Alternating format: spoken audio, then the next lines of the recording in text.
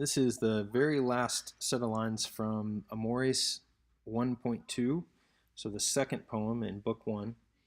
And Ovid is closing out his his description of this mock triumph that Ovid is or that Cupid is having in the streets. And as we get to the close of this, we see more and more and more that that there's a political element to this commentary, and that of course is highlighted down here in 51, the second to last line, with the word Caesaris, so mentioning Caesar Augustus by name. And a little bit of mockery here, a little bit of satire and farce. So let's go back up to 43. So we're going to do 43 to 52.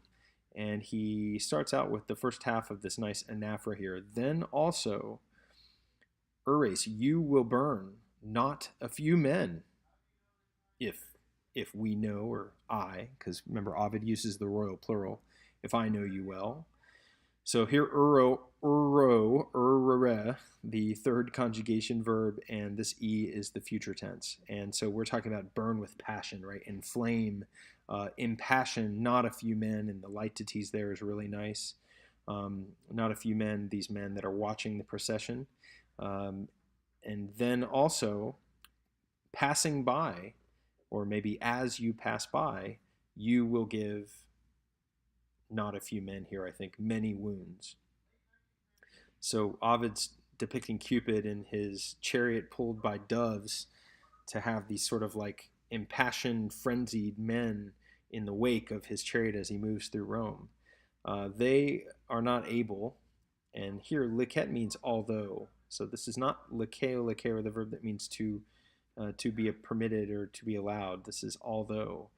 Although I might wish it, I might want, or excuse me, you yourself, ipse with the S there, you yourself might want or may wish. And here we see the subjective non possunt. So although your arrows can't or are not able to stop or to be idle, although you yourself may wish it, your fervida flamma, your hot, your fervid fire, harms them, again, the people that are in this, watching this procession, with its nearby vapor, right? With its nearby heat, essentially, heat trail.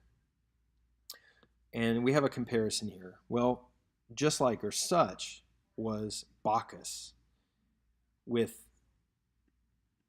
Gangetere Terra, with the land of the Ganges dominated, with the land of the Ganges conquered. Such was Bacchus. You are grave, heavy, distinguished, maybe powerful, with your wings. And that one, again, Bacchus, was heavy, grave, distinguished, powerful, with his tigers. So these nice ablatives of respect or specification here to describe in what way Cupid, and then in turn Bacchus, is gravis. Therefore, now cum here, let's say when. So when I may be able, or when I could be a part of your sacred triumph, parque perdere, literally spare to waste or spare to destroy, but there's an idiom here. This is almost like noli, so this is the negative imperative. So don't waste tuas opes, your wealth, on me, conqueror, victor.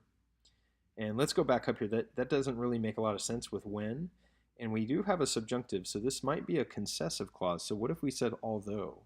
So therefore, although I could be a part of your sacred triumph, don't waste your wealth on me, O conqueror. And that sounds better.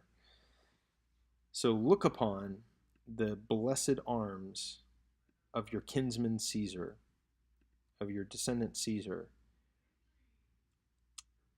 Now, qua here, the antecedent is actually manu, so I'm going to do this part first.